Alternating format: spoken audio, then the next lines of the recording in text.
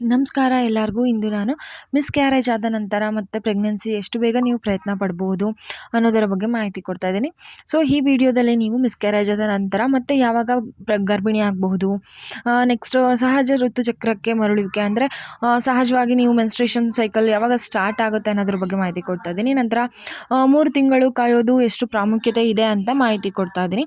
So ಇದೇ ಮೊದಲನೇ ಬಾರಿಗೆ ನೀವು ನನ್ನ ಚಾನಲ್ನ ವಿಡಿಯೋನ ನೋಡ್ತಾ ಇದ್ದರೆ ದಯವಿಟ್ಟು ಸಬ್ಸ್ಕ್ರೈಬ್ ಮಾಡಿ, ಮತ್ತೆಲ್ಲೂ ಸ್ಕಿಪ್ ಮಾಡ್ದಲೇ ಕಂಪ್ಲೀಟ್ ವಿಡಿಯೋನ ನೋಡಿ.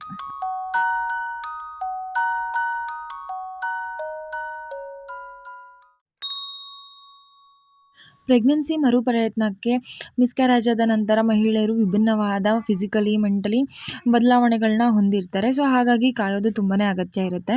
ಅದರಲ್ಲಿ ಮೊದಲನೇದು ಈ ಮಿಸ್‌ಕ್ಯಾರೇಜ್ ಆದ ನಂತರ ಮತ್ತೆ ಯಾವಾಗ ಗರ್ಭಧಾರಣೆ ಆಗ್ಬೋದು ಅಂದರೆ ಪ್ರೆಗ್ನೆನ್ಸಿ ಆಗ್ಬೋದು ಅಂತ ನೋಡೋದಾದರೆ, ಸಾಮಾನ್ಯವಾಗಿ ಡಾಕ್ಟರ್ಸು ದಂಪತಿಗಳಿಗೆ 2 ವಾರ ಆದರೂ ಕಾಯಬೇಕು ಅಂತ ಹೇಳ್ತಾರೆ. ಮತ್ತು ಯುಟೇರಿಯನ್ ಫೈಬ್ರಾಯ್ಡ್ ನಂತರ ಈ ಬಂಜೆತನ ಸಮಸ್ಯೆ ಏನಾದರೂ ಇದ್ದರೆ ದಯವಿಟ್ಟು ಕಾಯೋದು ತುಂಬಾ ಒಳ್ಳೆಯದಾಗಿರುತ್ತೆ. ನೆಕ್ಸ್ಟ್ ಸಹಜ ಮೆನ್ಸ್ಟ್ರೇಷನ್ಗೆ ಮರಳುವಿಕೆಯ ಬಗ್ಗೆ ಹೆಚ್ಚಿನ ಮಹಿಳೆಯರು ಅಟ್ಲೀಸ್ಟ್ 3 ತಿಂಗಳಾದರೂ ತಗೊಳ್ತಾರೆ ತಮ್ಮ ಸಹಜ ಮೆನ್ಸ್ಟ್ರೇಷನ್ಗೆ ಮರಳೋದಕ್ಕೆ.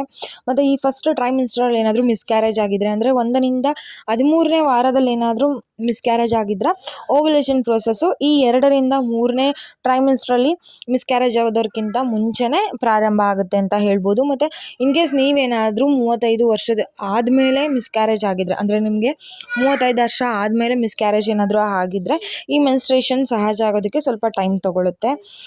ನೆಕ್ಸ್ಟ್ ಈ ಮಿಸ್‌ಕ್ಯಾರೇಜಿಂದ ಉಂಟಾದಂತಹ ಈ ರಿಪ್ರೊಡಕ್ಷನ್ ಪ್ರೊಸೆಸ್ಸಲ್ಲಿ ಒಂದು ಸ್ವಲ್ಪ ಅಸಹಜತೆ ಎಲ್ಲ ಸ್ಟಾರ್ಟ್ ಆಗುತ್ತೆ. ಸೊ ಅದರಿಂದ ಕೂಡ ನಿಮಗೆ ಈ ಮೆನ್ಸ್ಟ್ರೇಷನ್ ನಾರ್ಮಲ್ ಆಗೋದಕ್ಕೆ ಸ್ವಲ್ಪ ಟೈಮ್ ತೊಗೋಬಹುದು. ನೆಕ್ಸ್ಟ್ 3 ತಿಂಗಳಾದ್ರೂ ಕಾಯೋದು ಎಷ್ಟು ಪ್ರಾಮುಖ್ಯತೆ ಇದೆ ಅಂತ ನೋಡೋಣ.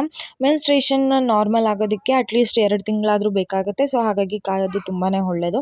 ಮತ್ತು HCG ಹಾರ್ಮೋನ್ ಕಡಿಮೆ ಆಗಿರಬೇಕು, ಅದು ಅಂದರೆ ಕಡಿಮೆ ಆಗೋದಕ್ಕೆ ನಾವು ಬಿಡಬೇಕಾಗುತ್ತೆ. ಸೊ ಇದು ರಕ್ತ ಮತ್ತು ಮೂತ್ರ ಪರೀಕ್ಷೆ ಅಂದರೆ ಬ್ಲಡ್ ಮತ್ತು ಯೂರಿನ್ ಟೆಸ್ಟ್ ಮೂಲಕ ನಮಗೆ ತಿಳಿಬೋದು. ಸೊ ಇದು ಪ್ರೆಗ್ನೆನ್ಸಿಯಲ್ಲಿ ಅಂದರೆ ಪ್ರೆಗ್ನೆನ್ಸಿ ಟೈಮಲ್ಲಿ ಜಾಸ್ತಿ ಆಗಿರುತ್ತೆ. ಸೊ ಹಾಗಾಗಿ ಅದನ್ನು ಚೆಕ್ ಮಾಡಿಸೋದು ತುಂಬ ಒಳ್ಳೆಯದು ಅಂತ ಹೇಳ್ತಾರೆ. ಈ ಗರ್ಭಾಶಯದ ಎಳೆಗಳು ಅಂದರೆ ಯುಟಿರಸ್ ಥ್ರೆಡ್ಸ್ ಇರುತ್ತಲ್ಲ, ಅಂದರೆ ಯುಟಿರಸ್ ಒಳಗಡೆ ಇರೋಂತಹ ಭಾಗ, ಸೊ ಇದು ಕೂಡ ವಾಸಿ ಆಗೋದಕ್ಕೆ ಸ್ವಲ್ಪ ಟೈಮ್ ತೊಗೊಳುತ್ತೆ. ಹಾಗಾಗಿ ಕೂಡ ನಾವು ವೆಯ್ಟ್ ಮಾಡಬೇಕು. ಸೊ ನಿಮ್ಮನ್ನು ನೀವು ದುಃಖದಿಂದ ಹೊರಹಾಕಲು ಅಂದರೆ ನಿಮಗೆ ಈ ಮಿಸ್‌ಕ್ಯಾರೇಜಿಂದ ತುಂಬಾ ಸ್ಟ್ರೆಸ್ ಆಗಿರುತ್ತೆ, ಬೇಜಾರಾಗಿರುತ್ತೆ. ಸೊ ಹಾಗಾಗಿ ನಾವು ಅದರಿಂದ ಆಚೆ ಬರಬೇಕಾಗತ್ತೆ. ಸೊ ಆ ಪೇನಿಂದ ನಾವು ಆಚೆ ಬರಬೇಕಾಗತ್ತೆ. ಸೊ ಎಷ್ಟೊಂದು ಗೊಂದಲ ಕೂಡ ನಮಗೆ ಕೂಡಿರುತ್ತೆ. ಸೊ ಅಂಥ ಸಮಯದಲ್ಲಿ ಗೊಂದಲ ಆಗಿರ್ಬೋದು, ಕೋಪ ಆಗಿರ್ಬೋದು, ಒತ್ತಡ ಕೂಡ ಸಹಜ ಆಗಿರುತ್ತೆ. ಸೊ ಇದೆಲ್ಲದರಿಂದನೂ ನಾವು ಹೊರಗೆ ಬರಬೇಕು ಅಂತ ಅಂದರೆ ಅಟ್ಲೀಸ್ಟ್ 3 ತಿಂಗಳಾದರೂ ಬೇಕಾಗುತ್ತೆ. ಸೊ ಹಾಗಾಗಿ ಅಟ್ಲೀಸ್ಟ್ ಅಂದರೂ ನಾವು 3 ತಿಂಗಳು ವೆಯ್ಟ್ ಮಾಡೋದು ತುಂಬಾ ಮುಖ್ಯ ಆಗಿರುತ್ತೆ. ಸೊ ಇದಿಷ್ಟು ಬಂದುಬಿಟ್ಟು ಈ ಗರ್ಭಪಾತದ ನಂತರ ಅಂದರೆ ಮಿಸ್‌ಕ್ಯಾರೇಜ್ ಆದ ನಂತರ ಮತ್ತು ಪ್ರೆಗ್ನೆನ್ಸಿ ಎಷ್ಟು ಬೇಗ ನಾವು ಟ್ರೈ ಮಾಡ್ಬೋದು ಅನ್ನೋದ್ರ ಬಗ್ಗೆ ಮಾಹಿತಿ. ಸೊ ಈ ಮಾಹಿತಿ ನಿಮಗೆಲ್ಲರಿಗೂ ಉಪಯೋಗ ಆಗುತ್ತೆ ಅಂದ್ಕೊಳ್ತೀನಿ. ಧನ್ಯವಾದಗಳು. ಜೈ ಶ್ರೀರಾಮ್.